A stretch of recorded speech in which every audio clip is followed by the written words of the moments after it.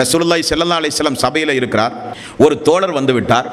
உண்பதற்கு உணவில்லாத தோழர் தனது மனைவிக்கு ஆள் அனுப்பி வந்திருக்கிற அந்த ஏழ்மையான அந்த மனிதனுக்கு ஏதாவது விருந்துண்டு உணவு ஏதாவது உண்டுமா பசியை போக்க என்று வீட்டுக்கு ஆள் அனுப்புகிறார்.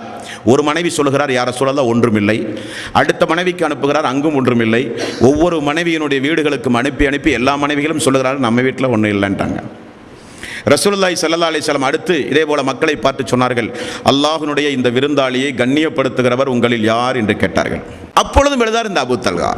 அப்பொழுதும் எழுந்தார், யார சொல்லலாம், நான் அல்லாஹ்வுடைய ரசூலுடைய விருந்தாளியை நான் கண்ணியப்படுத்துகிறேன் என்று சொல்லி வீட்டுக்கு அழைத்து சென்றார்.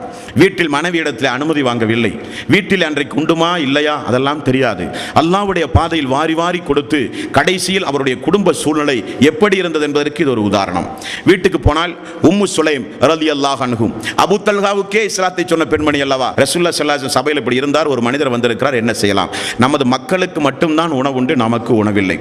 உடனே அபூ தல்ஹா, குழந்தைகளை தூங்க வைத்து விடு, வந்த நபருக்கு நீங்கள் விருந்தை கண்ணியமாக கொடுத்து நீங்கள் அனுப்புங்கள் என்று சொல்கிறார். சொல்லிவிட்டு சொல்கிறார், நானும் அவருக்கு அருகிலே அமர்கிறேன், நான் உண்ணுவதாக நினைத்து கொண்டு அவரும் வயிறார உண்ணுவார். நீ என்ன செய், அருகிலே வந்து விளக்கை ஏற்றுவதைப் போல விளக்கை அணைத்து விடுங்கள். இருட்டில் அவர் எனக்கு முன்னால் அமர்ந்து தல்ஹாவும் உணவருந்து கொண்டுதான் இருக்கிறார் என நினைத்து அவர் வயிறார உண்ணுவிட்டு போகட்டும் என்று சொல்ல தந்திரம் கையாளப்படுகிறது.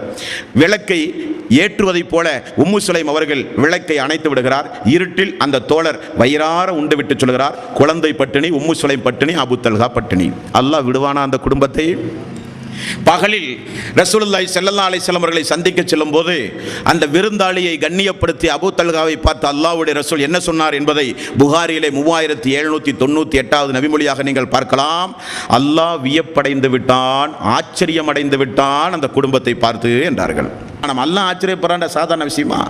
அல்லாஹ் தயங்குகிறான், அல்லாஹ் ஆச்சரியப்படுகிறான் என்றெல்லாம் ஹதீஸில் நீங்கள் வாசகமே பார்க்க முடியாது. ஒரே ஒரு இடத்தில் மட்டும்தான் அல்லாஹ் தயங்குகிறான் என்கிற வாசகத்தை நீங்கள் பார்க்க முடியும். அல்லாஹ்வை பொறுத்தவரையில் யாருக்கும் பயப்படுகிறவன் அல்ல, அவனுக்குத்தான் உலகமே பயப்பட வேண்டும். மாலிகி யௌமித்தீன், கியாமத் நாளின் அதிபதி அல்லாஹ் தஆலா. அல்லாஹ் தயங்குகிறான் ஒரு காரியத்தை செய்ய, அவன் தயங்க வேண்டிய அவசியமே இல்லை. எந்த காரியத்தை?